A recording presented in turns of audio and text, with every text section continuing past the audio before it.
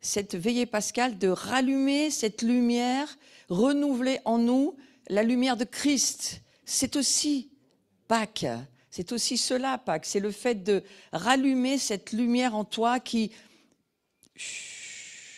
parfois, s'éteint ou est près de s'éteindre.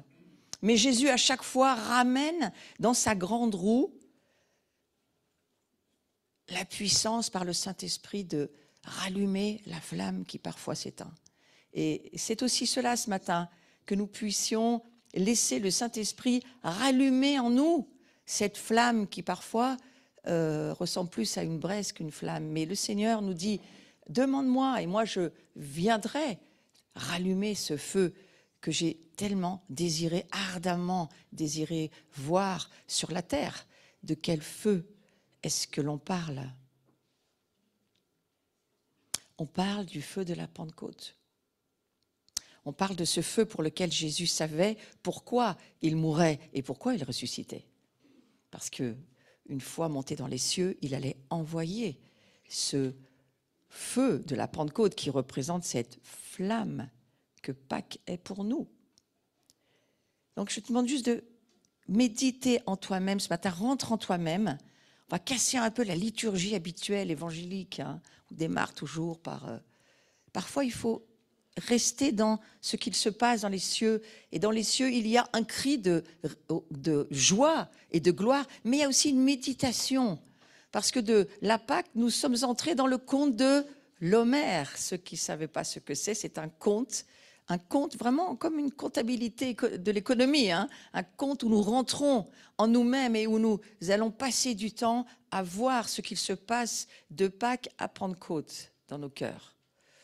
Et on va laisser le Saint-Esprit aussi, une fois qu'on s'est défait du levain, à Pâques, c'est aussi ça. C'est le moment où nous contemplons la miséricorde, nous contemplons l'agneau de Dieu, sans qui nous ne serions pas là sur la terre, à pouvoir jouir du plaisir d'être des enfants de Dieu. Parce que ça serait impossible. Et il fallait que Christ vienne et s'offre à nous pour que nous puissions de nouveau vivre une recréation. C'est quoi Pâques? C'est une recréation. C'est lorsque Jésus vient et il t'offre sa vie comme l'agneau immolé. Et il te l'offre bien avant que tu sois né, puisque les textes nous disent que l'agneau de Dieu a été immolé avant la fondation du monde. Et donc, cet agneau, il est là et il nous permet de voir notre propre mort sur la croix. Très bien. Et cet agneau immolé, il meurt pour que tu puisses vivre. Souviens-toi de cela.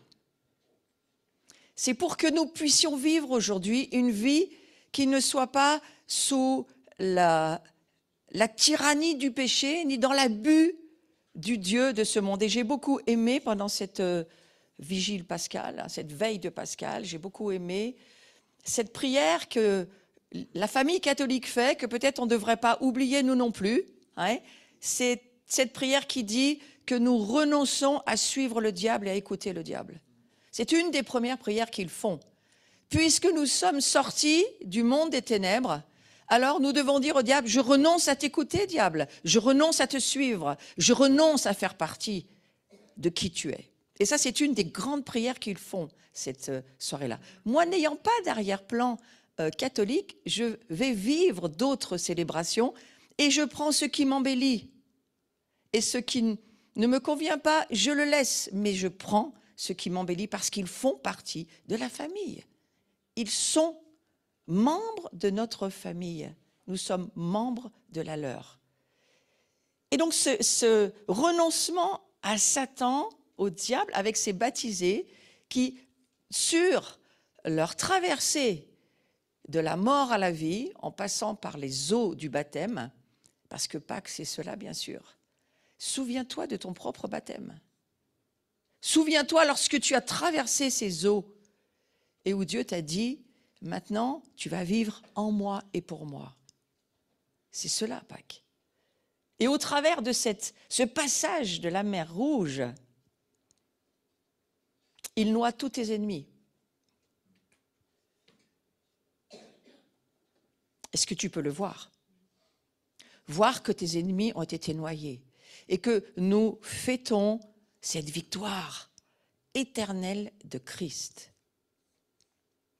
Et alors que nous voyons par la foi combien Dieu nous garde, nous protège, combien il a mis pendant tout ce temps de traversée du désert, pendant toutes ces années où ils ont marché jour après jour, combien Dieu les a nourris, vêtus, protégés, gardés, jusqu'à ce que le plan de Dieu continue et qu'il puisse ensuite, je ne vais pas faire toute l'histoire, ce n'est pas le but de ce matin, mais passer de l'autre côté du Jourdain. Et donc, souvenons-nous de notre baptême aussi, et que le Seigneur rallume ce matin dans ta propre vie la flamme qu'il est venu allumer lorsque tu as choisi Jésus-Christ dans ta propre vie. Donc ce matin, c'est très joyeux, nous sommes très heureux, gloire à Dieu au plus haut des cieux, gloire à Dieu, parce qu'il est vraiment ressuscité. Et il est vraiment vivant en nous. Et cette lumière demande à être rallumée, et effectivement, elle demande à être allumée. Et tu vois, le Seigneur est venu la rallumer ce matin pour nous. J'ai été aussi, je vais finir ma petite introduction sur ceci, j'ai été assez étonnée de voir que Jean l'apôtre, Jean qui écrit le livre de Jean, de quoi parle-t-il à propos de Pâques? C'est le seul qui ne dit pas la même chose que les évangiles synoptiques, c'est-à-dire les autres évangiles. Et il y a quelque chose qui m'a marqué cette année, d'autant plus marqué que j'ai participé à pas mal de réunions avec les Watchmen qui sont en chemin dans le Moyen-Orient, en train d'ouvrir des portes à la fois en Arabie Saoudite, au Bahreïn, au Liban, en Jordanie, en Égypte. Ils sont sur un chemin d'Ésaïe 19. Moi, je fais partie des intercesseurs qui restent à terre, là où je vis, mais qui prient pour eux. Donc, je suis aussi dans leur voyage. Exactement comme nous, quand nous partons en Israël, puis que d'autres restent, on fait quand même partie du voyage, même si on n'est pas avec eux dans le voyage. On fait partie du voyage. Et donc, ils sont en train d'ouvrir cette route de nouveau d'Ésaïe 19 avec les Juifs, les Arabes ensemble. Donc, il y a des choses extraordinaires qui se passent en ce moment sur la terre parce qu'elles se passent dans les cieux. Et nous, le peuple de Dieu, nous avons besoin de le savoir. Donc, maintenant, vous le savez. Vous savez qu'il y a, on va dire, une Messila. Pour ceux qui suivaient un peu le côté perché de la maison de Jean, une Messila, c'est une route élevée. Frayez, frayez, dira Ésaïe au chapitre 62. Frayez une route, ouvrez un chemin, passez, franchissez les portes. C'est ce que nous faisons ce matin. Nous franchissons des portes spirituelles. Nous ne sommes pas seulement des humains incarnés, nous sommes des esprits incarnés. Et les esprits que nous sommes sont appelés à vivre par l'esprit. Les choses d'en haut, pas les choses d'en bas. Donc que nous ne soyons pas une église terrestre, frères et sœurs, j'ai bien peur qu'elle aille nulle part, que de pouvoir mourir dans un désert en tournant en rond toute sa vie. C'est ce que fait l'église qui vit au niveau terrestre. L'église au niveau spirituel, c'est-à-dire au niveau céleste, passe les portes et avance dans les révélations du royaume de Dieu et les incarne lorsque Dieu lui demande de les incarner. Et ce matin, nous passons de nouveau une porte qui ne s'est plus jamais fermée lorsque Jésus est mort. Cette porte ne s'est plus jamais fermée. Il a ouvert la porte pour tous ceux qui croiront en lui. Cette porte, ce ciel s'est déchiré, le rideau du temple s'est déchiré. Jamais plus cette porte ne sera fermée.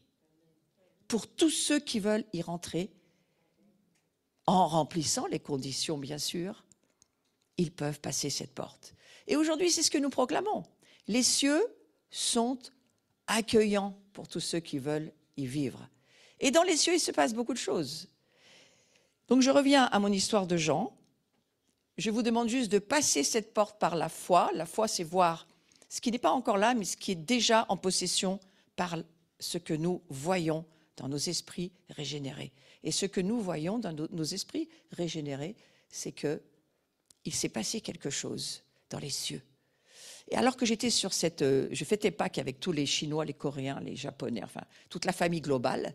C'était lundi après-midi, et toute la semaine, moi j'ai fêté Pâques à beaucoup de niveaux différents. Et la famille chinoise est venue dire à la famille globale, parce que c'est la famille chinoise qui a ouvert les portes spirituelles, je crois, dans les temps dans lesquels nous sommes, et dans la nouvelle ère dans laquelle nous sommes entrés après le Covid, c'est les Chinois. On leur met beaucoup de choses sur le dos au niveau terrestre, mais au niveau céleste, ils ont ouvert les portes pour la fin des temps. Vous ne le comprenez pas, c'est pas grave, je juste vous le dis. Et donc cette famille chinoise est venue dire à la famille globale que nous étions des centaines de milliers branchés lundi après-midi. J'ai essayé de faire passer les infos sur l'abri, vous pouvez tout revoir en replay. Nous voudrions, nous, famille chinoise, laver les pieds à toute la famille globale. Et moi, j'avais fait une étude juste avant. Je dis, c'est Pâques, pourquoi est-ce qu'ils font cela? Eh bien, parce que Jean en parle dans son évangile. Et que Jean, nous sommes la maison de Jean ici, nous la portons en tous les cas, avec amour. Jean, dans le récit de la dernière scène, c'est-à-dire le dernier repas, le repas de la Pâque, sans S, hein, bien sûr, il n'y a pas d'S à Pâques, eh bien, on voit que Jean, dans ce dernier repas de Pâques, il ne parle pas du tout de l'institution de la Sainte Seine comme le font les autres, pas du tout. Qu'est-ce qu'il fait, Jean? Il parle du lavement des pieds. Et je me suis dit, voilà-t-il pas que nos Chinois ont lu l'évangile de Jean, il semble. Ouais. Et en entendant cette prière extraordinaire, ils l'ont fait par la foi dans le monde spirituel. Pas besoin d'être en présentiel. Nous sommes une église spirituelle. Ils ont lavé les pieds de chacun. Et nous avons senti nos pieds être lavés, purifiés, sanctifiés, pour pouvoir avancer sur de nouveaux chemins. Et je m'aperçois que Jean, voilà ce qu'il se passe dans l'évangile de Jean. Je ne prêche pas, c'est juste une introduction. Soyez patients, s'il vous plaît. Jésus sur la croix n'a eu aucun os brisé, hein, ça c'est dans les textes. Et ensuite, on voit qu'il est important de bien comprendre le sens qu'a pour Jean le geste du lavement des pieds. Et c'est là-dessus que je veux passer quelques minutes avec vous.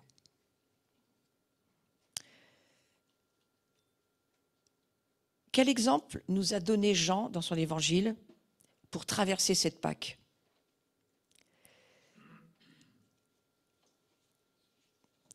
Alors je veux retrouver le texte parce que voilà.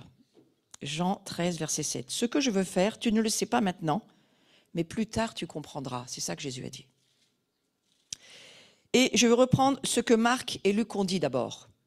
Parce que Marc et Luc ont eu une révélation de pourquoi, au fond, Jean, je crois, a fini par voir ce qu'il avait besoin de voir pour Pâques.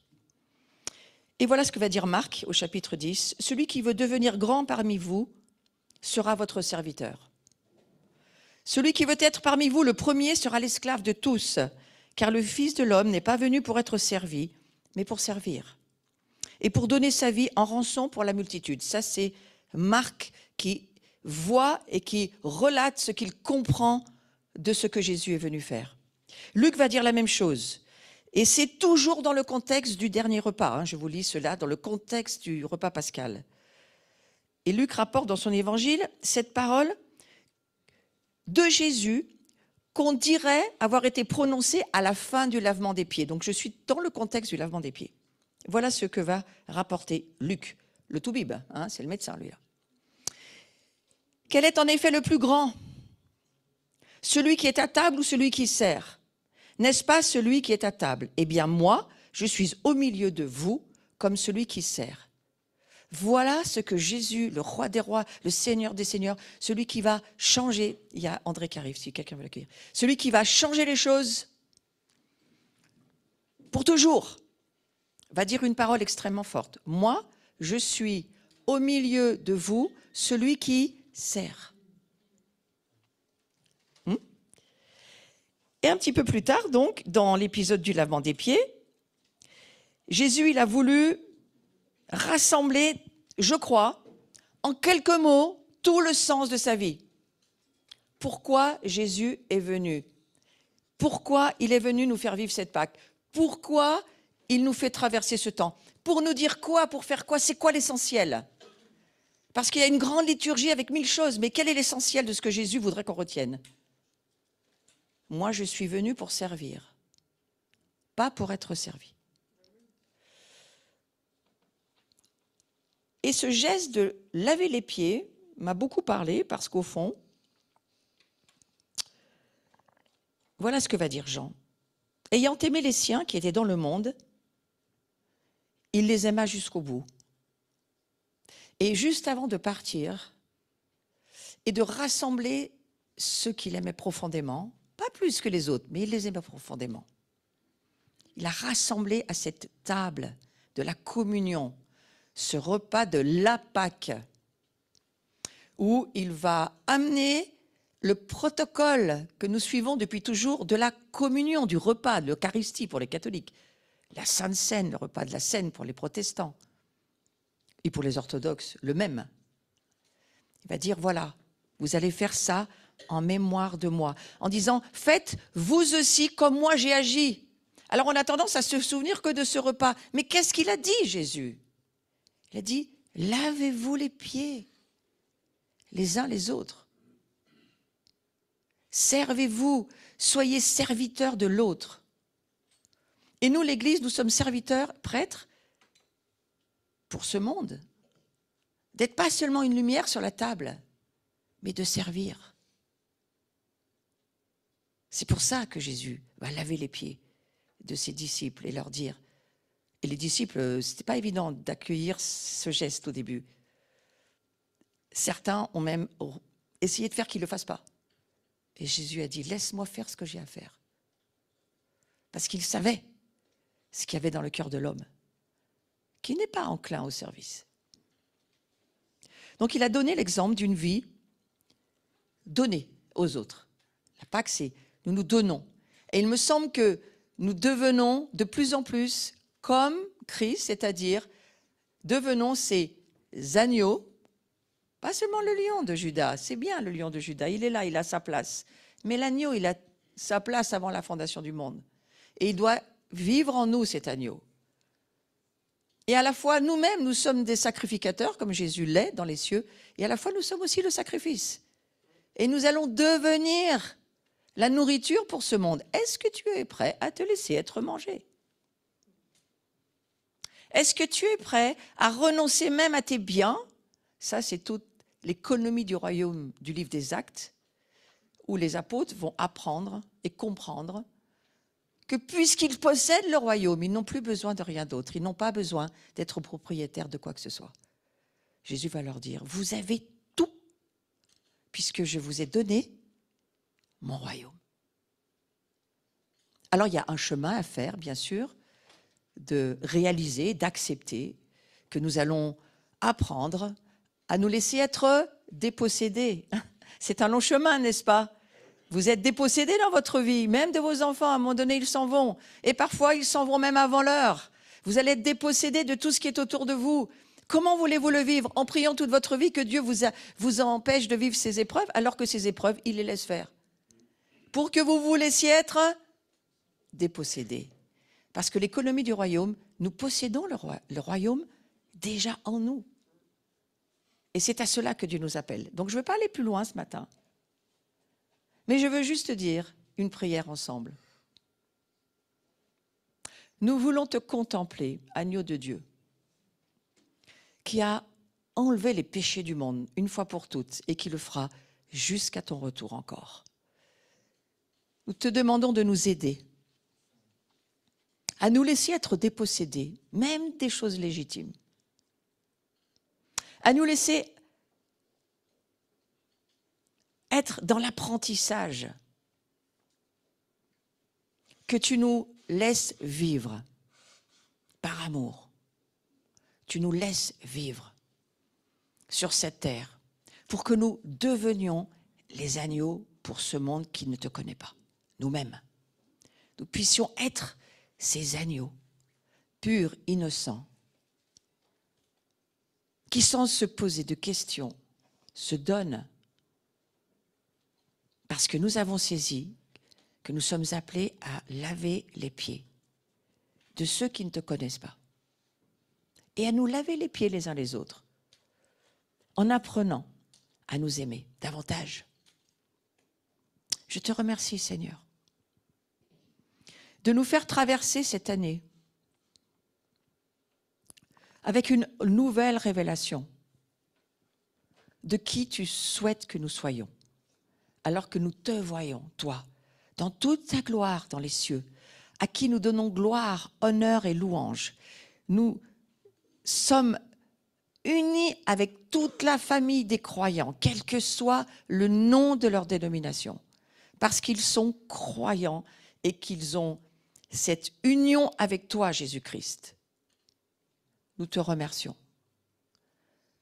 de ce que tu crées en nous, cet homme nouveau. Tu le crées, c'est toi qui le crées. Cette lumière qui, si nous la donnons, se transmet, mais ne perd rien de ce que nous sommes. Parce que lorsque nous donnons, nous pensons que nous perdons quelque chose. Nous entendons ce mot dépossession comme une perte, mais non, au contraire. Celui qui donne s'enrichit. Celui qui transmet multiplie.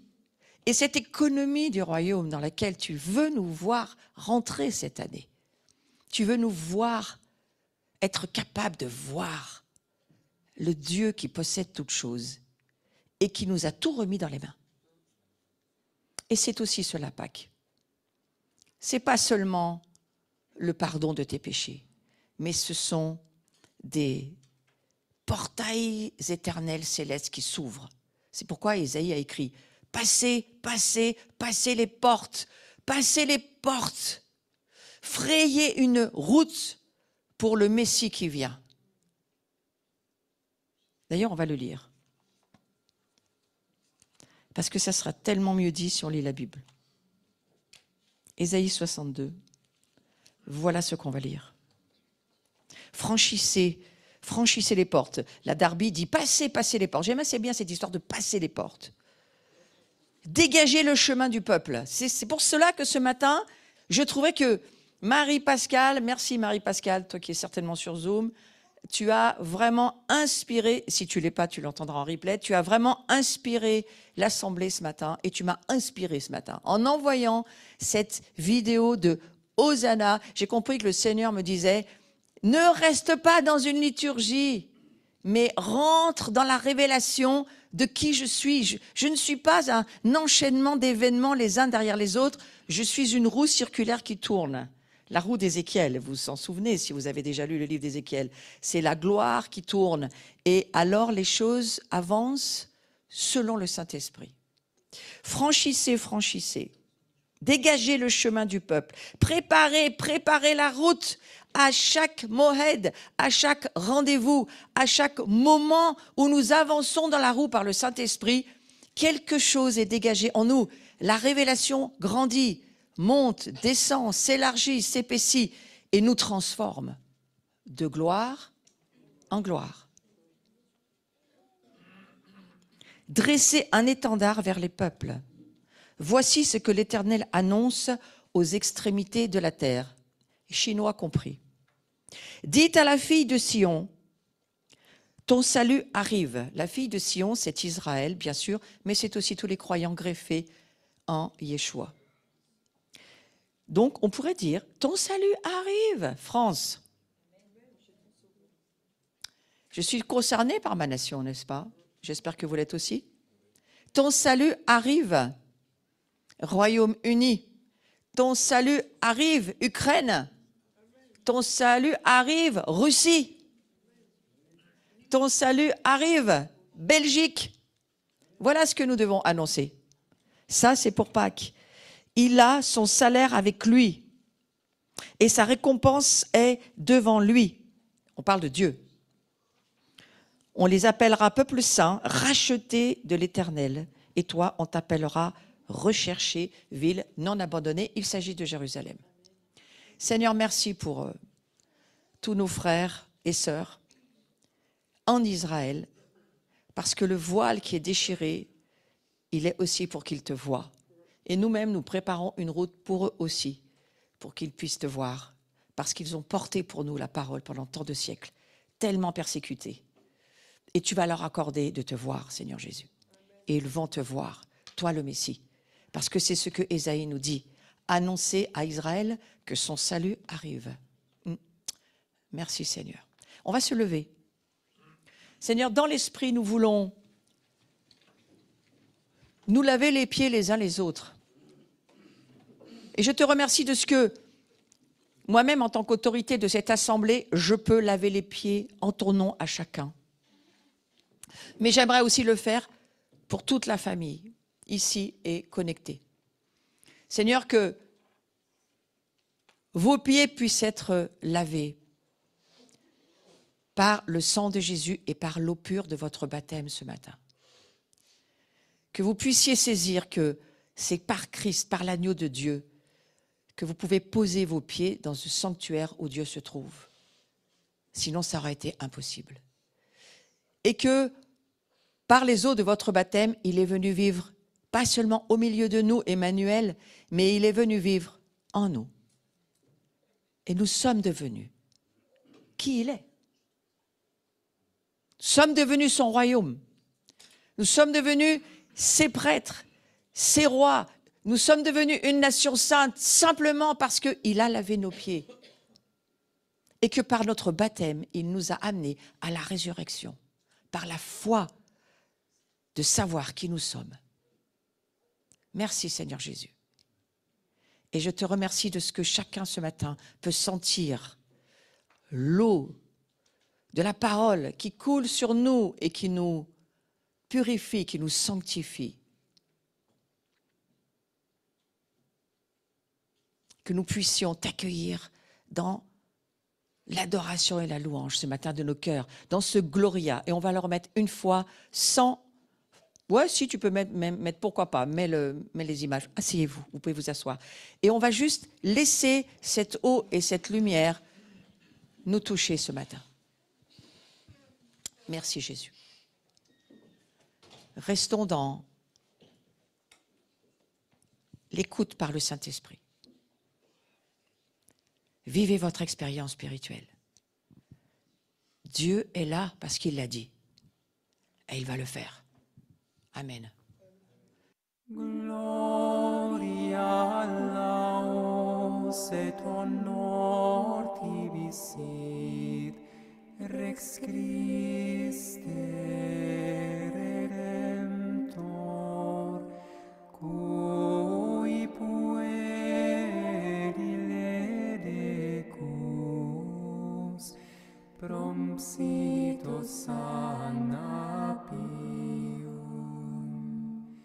Israel est tu rex, Davidis et inclita proles, nomine qui Domini, Rex benedicte venis, setus in excelsis, te laudat celicus omnis, et mortalis homo, et cuncta creata simul. Gloria laus et honor tibi sit, Rex Christe Redemptor, cui puerile decus, prompsito sana pium. Plebs hebrea tibi, cum palmis obvia venit, cum precebo tuis, ad sumus exe tibi, tibi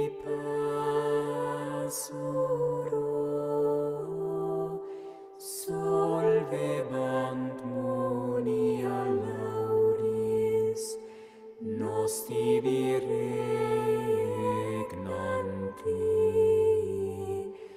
andimus exemelos.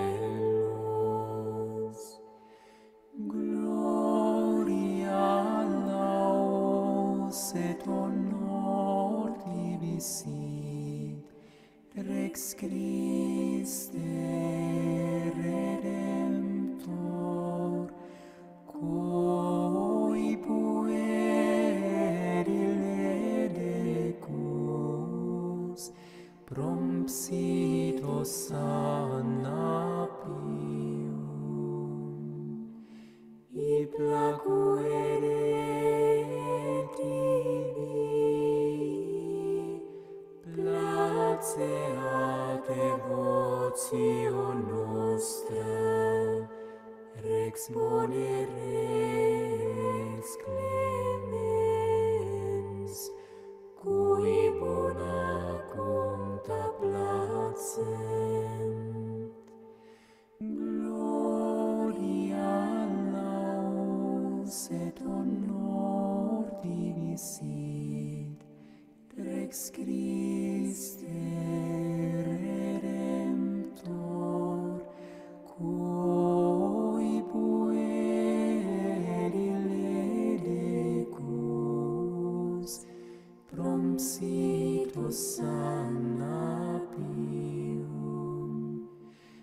Gloria laus et honor tibi sit, Rex Christe Redemptor, cui puerile decus,